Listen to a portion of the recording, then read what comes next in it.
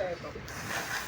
Kaya, sobrang sakit sa amin yung nangyari kay Tito, sobrang bigla talaga, sobrang affected lahat ng family. Yung pamangkin, kumaano nyo, bakit sobrang affected pamangkin. Kasi si Tito Atan, close talaga siya sa mga pamangkin. Hindi man, sa kanila kasi uso yung favorite, pero ako kasi, hindi ko naramdaman kay Tito yung may favorite, pero sabi nila favorite sa Ate Joa. Pero si Tito, hindi ko naramdaman sa kanyang may favorite. Kasi, talagang, panganay si Mama, close talaga siya kay Mama, mapagmahal siyang kapatid. Ayun. Mapagmahal siyang anak, mapagmahal siyang kapatid, mapagmahal siyang tsuhin, mapagmahal siyang lolo at ama. Yun, di man perfectong tsuhin, sobrang hindi perfectong tao, may maraming kalokohan, pero sobrang astig po talaga kasi niyan. Sa magkakapatid siya talaga ang astig. Siya ang waking bordado, sabi nga ni Said. Siya ang waking bordado namin, rubing pamilya ng pamilya namin, sobrang astig. Yung utol lang ko lang. Tapos, makulit, nagpapasaya lagi sa mga gatherings namin. Yun talaga yung alaala simula ng pagkabata namin. Close siya sa amin lalo na sa family sa magkakapatid.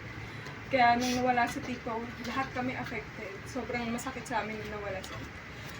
Bilang tsuhin, close talaga kami.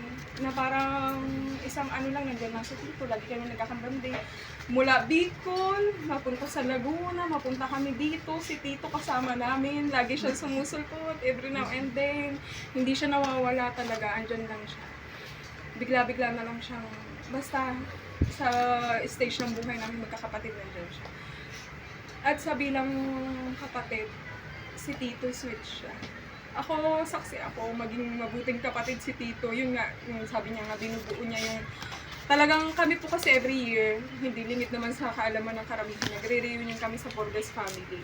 And yun talaga, dinisire namin ni Tito, especially si Tito, na magkaroon kami ng Rosa sa reunion. Kaso nga lang, nagkaroon naman, natuloy naman, na buong magkakapatid niya yun.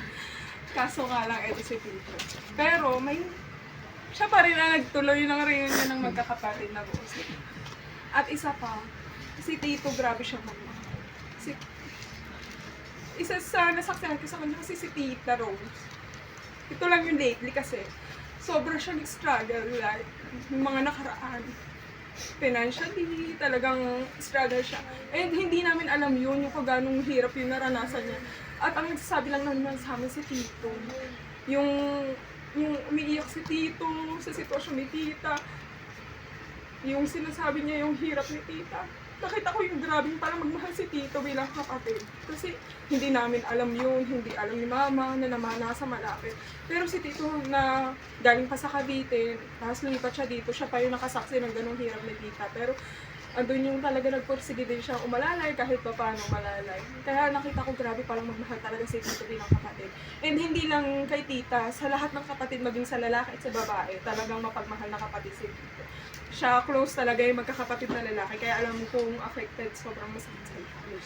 At bilang lolo, yun, sobrang mapagmahal si Tito. Sobrang grabe yung saksi kaming magkakapatid doon, lalo na nung nagkahiwalay sila, na napapunta sa Laguna sila ulit, nabalik ulit sa Laguna sila, Inkay. Sobrang na-hurt talaga, sobrang yung separation din talaga na sobrang sakit nakita ko yun. Kasi gustong-gusto niyang buo yung pamilya niya, pero talagang hindi pinagkaloob. Pero ngayon naman nabuo, kaso nga lang ganito. Pero masaya siya sa kabila ng ganung sitwasyon. Si Tito, sobrang mahal niya ang dalawang apo niya, napakabuting apo niya, lolo niya. Kaya nga sobrang yung separation sa mga apo, sobrang nag-i-struggle yung anak, si Inkay. Kasi naghahanap talaga ng lolo. Kaya yun, napakabuting lolo, talaga, wala akong masasabi kay Tito. Hindi pwedeng makarte ang apo nila. At ama, sobra. Wala naman ako, hindi naman perfecto talagang ama si Tito, pero yung sakripisyo niya, at saka mawindang-windang yan si Tito, pero nagpakatatag siya para sa mga anak. Kasi ngayon, nung lumaki na yung mga bata, magkakahiwalay sila. Hindi sila mabuo kasi maliliit, hindi niya makuha yung mga bata. Pero ngayong malalaki, unti-unti binubuo niya sila.